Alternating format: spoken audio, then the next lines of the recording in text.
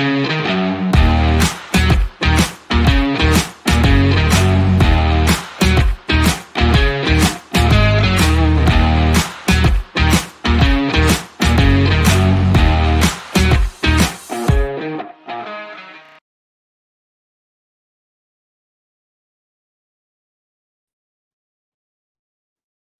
Friends, welcome back to my channel Infinite trade.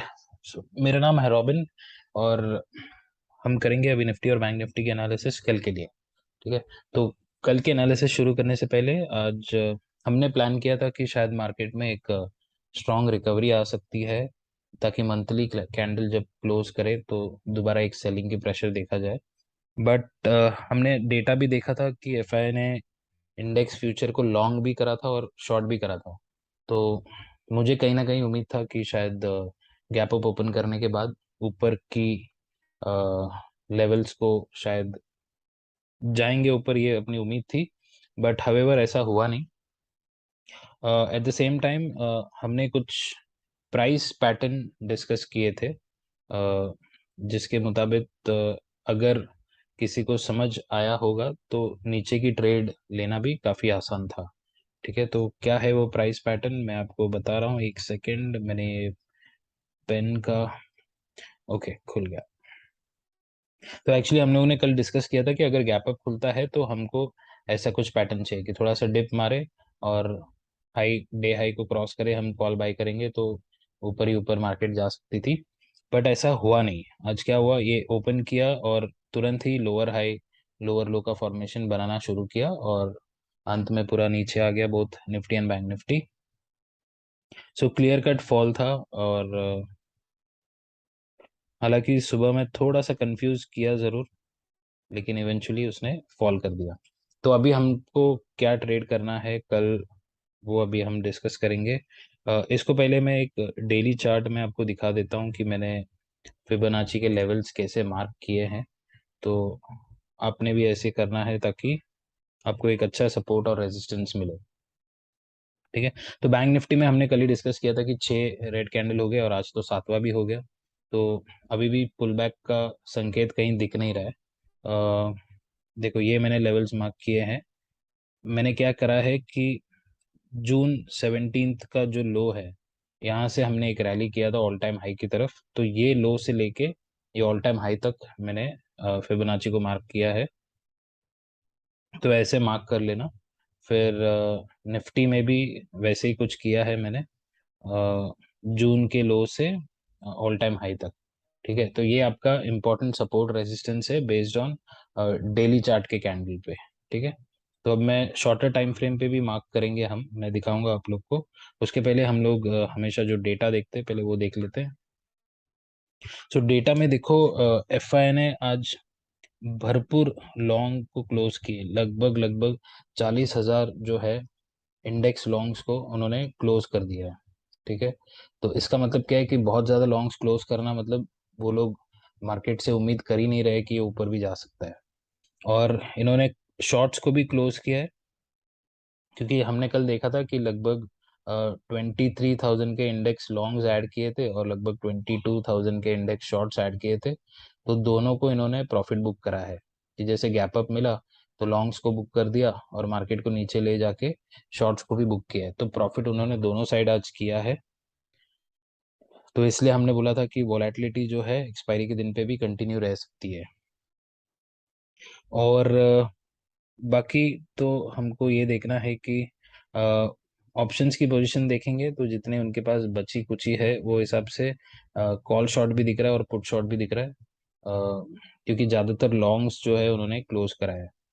ठीक है, अगर हम नेट पोजीशन इनकी देखते हैं, ऑप्शंस को हम लोग आज इतना ध्यान नहीं देंगे, हम केवल फ्यूचर को ध्यान देंगे। तो फ्यूचर से ये समझ में आता है कि लॉन्ग्स को ज़्यादा बुक करने का मतलब ये है कि ऊपर की उम्मीद कम है। इनकी नेट पोजीशन अगर हम देखेंगे तो करीबन 1,21,818 शॉर्ट्स जो है इंडेक्स में अभी भी कैरी कर रहे हैं। ठीक है, तो आज के तारीख के हिसाब से इनके पास 1,43,515 का शॉर्ट्स है इंडेक्स में, और सिर्फ 21,700 के आसपास का इंडेक्स लॉन्ग है। ठीक है, तो ये बेसिकली हेज्ड पोजीशन होता है। तो इतनी कम लॉन्ग तो समझो कि ना के बराबर होती है। तो हमें मार्केट न्यूट्रल कब रहता है, जब ये दोनों का फिगर लेस देन 50,000 होता है तो मार्केट न्यूट्रल रहता है। तो जैसे जैसे 50,000 के ऊपर बढ़ता जाता है तो बेरिश सेंटिमेंट शुरू हो जाती है। ठीक है, तो कहीं पे भी संकेत नहीं है मार्केट में रिवर्सल की। हालांकि एक चीज है कि मैं कुछ दिनों से देख रहा हूँ कि स्टॉक फ्यूचर में इनकी कॉन्स्टेंटली जो है बाइंग हो रही है। लेकिन स्टॉक फ्यूचर का जो डेटा होता है उसको प्राइस में फैक्टर इन करने के लिए तकरीबन 2 महीना लगता है। ठीक है, तो अभी इन्होंने फ्यूचर लॉन्ग करना शुरू किया है, तो इसका मतलब यह है कि आने वाले 1 आध 2 महीने के बाद एक अपसाइड वाली रैली जो है वापस आ सकती है। तो जब भी रहेगा मैं बताऊंगा आपको। लेकिन फिलहाल इंडेक्स का डेटा काफी इंपॉर्टेंट होता है क्योंकि उस पे तुरंत एक्शन लिया जाता है। ठीक है, और आप लोग को ये भी समझना जरूरी है कि फ्यूचर का कितना इंपॉर्टेंस होता है और ऑप्शंस का कितना इंपॉर्टेंस होता है। तो हमेशा ऑप्शन ये लोग क्या करते हैं ना, वीकली ऑप्शंस में पोजीशंस क्रिएट करते हैं। तो वीकली ऑप्शन में पोजीशन जब क्रिएट करते हैं मतलब उसका रिएक्शन पहले होगा। ठीक है, और फ्यूचर्स हमेशा मंथली एक्सपायरी की होती है, तो उसका थोड़ा सा जो है बाद में उसका रिएक्शन होता है। तो अभी जिस हिसाब से इनके पास बिल्कुल अपसाइड की पोजीशन नहीं है और सिर्फ डाउनसाइड की पोजीशन है, तो हो सकता है कि ये लोग थोड़ा सा पोजीशन को अपसाइड वाली भी क्रिएट करें ताकि थोड़ा मार्केट को न्यूट्रल कर सके। क्योंकि कंटिन्यू फॉल जो है उसमें आगे चल के क्या होता है ना, पार्टिसिपेशन बहुत कम हो जाता है।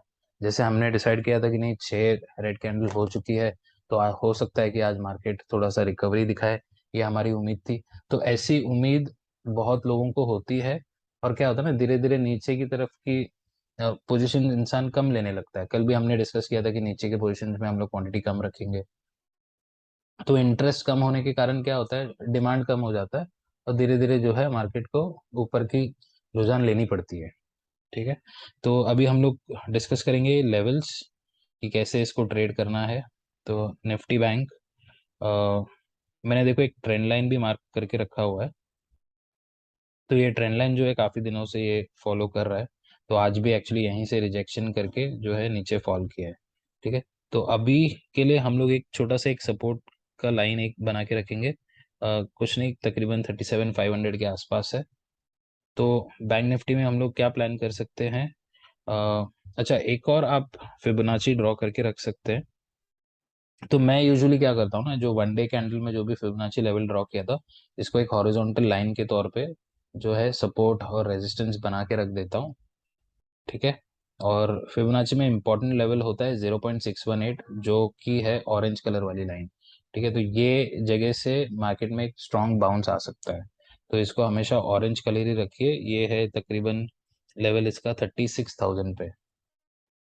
ठीक है, तो अभी हमको क्या करना है यहाँ पे, आप एक और फिबोनाची लेवल ड्रॉ कर सकते हैं, जो कि ये जो हाई है जिस दिन हमने गैप डाउन किया था, वो हाई से लेके आज का जो सबसे लो पॉइंट जो होगा मेरे ख्याल से लगभग यहाँ पे है, इसको। तो ये हमको क्यों चाहिए, क्योंकि हो सकता है कि ये ऊपर की लेवल पे आ जाए तो हम ऊपर की लेवल की ट्रेड लेंगे।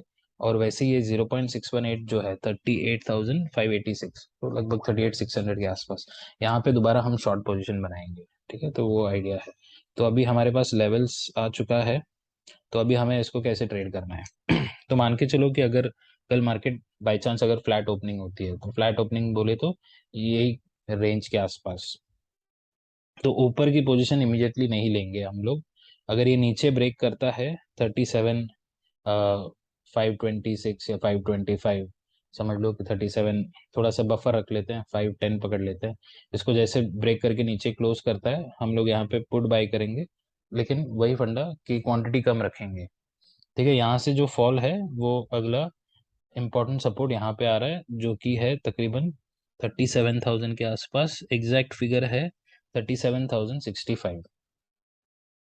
तो फर्स्ट टारगेट हम लोग रखेंगे तकरीबन 37,200 पे, और सेकंड टारगेट जो रहेगा 37,065 पे। तो ये लेवल ब्रेक होने पे ये हमारे नीचे के टारगेट्स है, तो इसको हम लोग ट्रेड करेंगे। और वैसे ही अगर समझो कि ये फ्लैट ओपन करके ऊपर चलने लगता है, तो हम लोग कुछ नहीं करेंगे, हम लोग इस लेवल के ऊपर है ना इसको सस्टेन होने देंगे, कि या तो ये ऊपर सस्टेन होए, या तो फिर ये यहाँ पे आके थोड़ा कंसोलिडेट करके इसको ऊपर की तरफ ब्रेकआउट करे। तो हमें बाय करना है किसी भी सूरत पे 37,950 या थोड़ा सा बफर रखने के लिए 38,000 भी कंसिडर कर सकते हैं कि इसके ऊपर मार्केट कैसे बिहेव कर रहा है, वो बहुत इंपॉर्टेंट है। अगर ये ऊपर निकलता है तो यहाँ से जो है पहला टारगेट आता है हमारा 37,200 और दूसरा टारगेट आता है तकरीबन 37,400 और फाइनल टारगेट होता है 37,586। ठीक है, तो इस पोजीशन पे हम लोग कॉल को होल्ड नहीं करेंगे, यहाँ पे बुक कर देंगे और देखेंगे कि शॉर्ट करने का पोजीशन मिलता है कि नहीं। ठीक है, तो ये हमारी फ्लैट ओपनिंग की कहानी है। और अगर समझो कि गैप अप ओपनिंग होती है तकरीबन 38,000 पे, तो फर्स्ट टाइम सेलिंग तो जरूर आएगा।